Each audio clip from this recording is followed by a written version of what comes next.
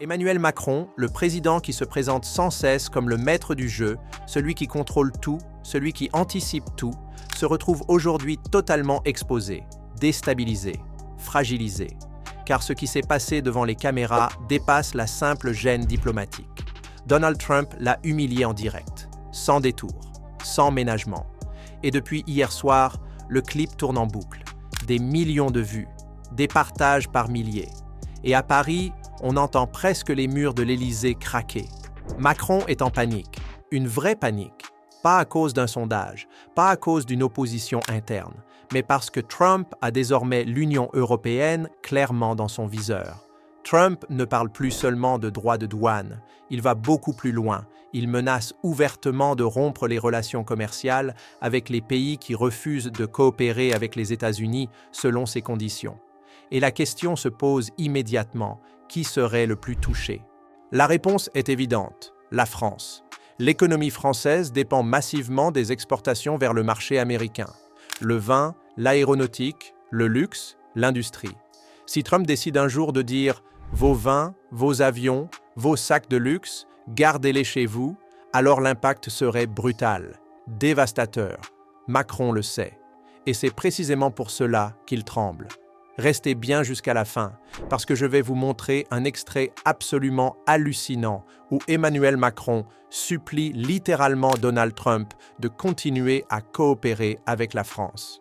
C'est gênant, c'est embarrassant, et vous aurez du mal à croire ce que vous entendez. Mais revenons au début. Tout est devenu viral après l'analyse d'un commentateur, Georg Paterski, qui a frappé juste. Il écrit mot pour mot. Les avertissements américains font effet sur Macron.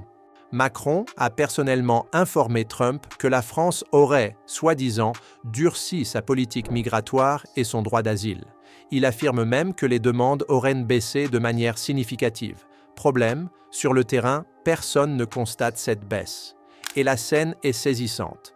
Macron se tient là, face à Trump, et énumère ses succès comme un élève anxieux présentant ses devoirs à son professeur, espérant une validation. Écoutez ses propres mots en direct devant les caméras.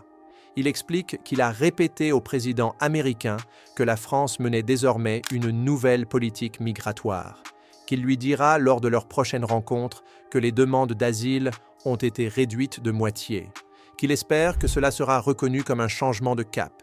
Mais ce n'est pas tout. Macron va encore plus loin.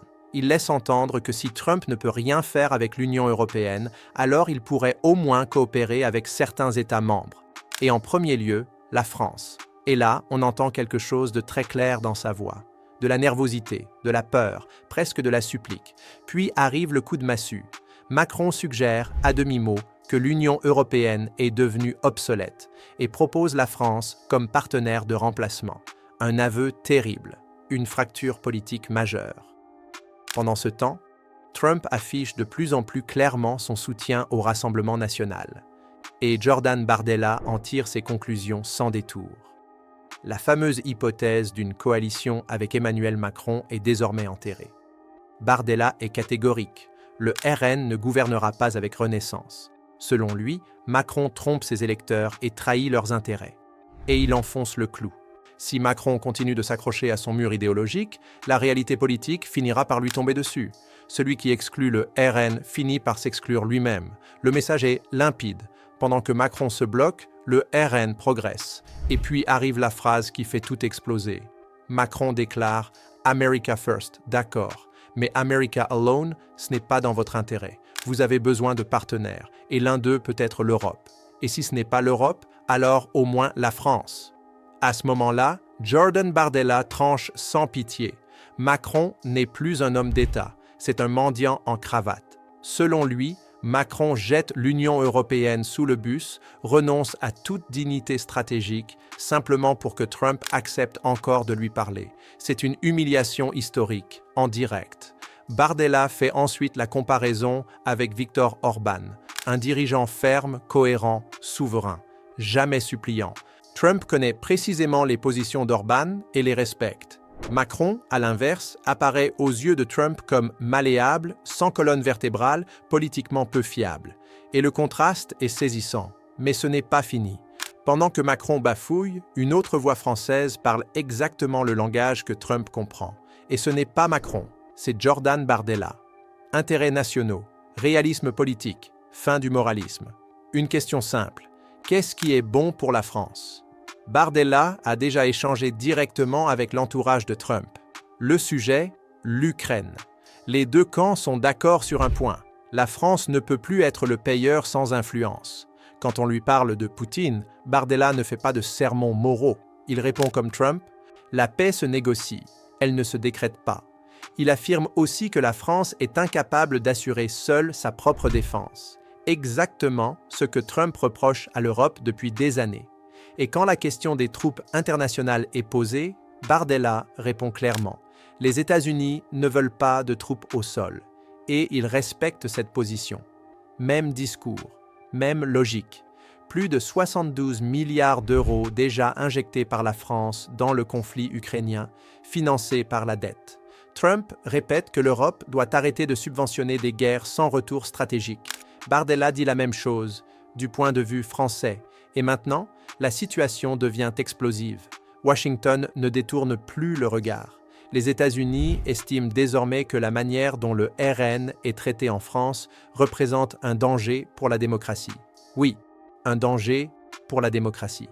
Les violences, les pressions, la censure, les agressions contre des élus RN ont été diffusées sur Fox News, massivement relayées sur X. Et cela a marqué un tournant. Un document américain parle du déclin économique de l'Europe, de l'instabilité migratoire, de la perte de souveraineté et de la restriction massive de la liberté d'expression. Et cette phrase glace le sang à Paris. Si cette tendance se poursuit, l'Europe sera méconnaissable dans 20 ans. Ce n'est pas le RN qui dit ça, c'est Washington. Anna Paulina Luna, députée républicaine proche de Trump, a officiellement invité Jordan Bardella à la Maison-Blanche. Richard Grenell va encore plus loin. Selon lui, la gauche française est intolérante, violente et soutenue par des médias financés par l'État. Ce n'est plus un avertissement, c'est une rupture. Macron le sait. Trump ne mise plus sur lui. Il mise sur ceux qui veulent réellement changer les choses. Et c'est pour cela que Macron supplie aujourd'hui. La maison de cartes s'effondre. L'establishment pensait pouvoir marginaliser le RN indéfiniment.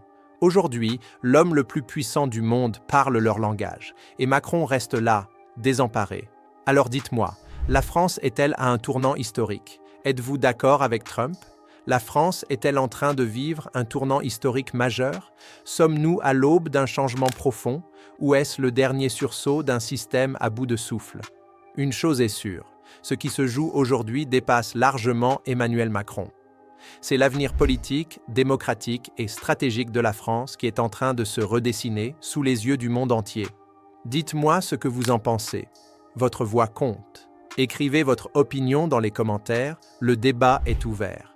Et surtout, abonnez-vous à Le Révélateur, la chaîne qui analyse ce que les médias traditionnels préfèrent passer sous silence.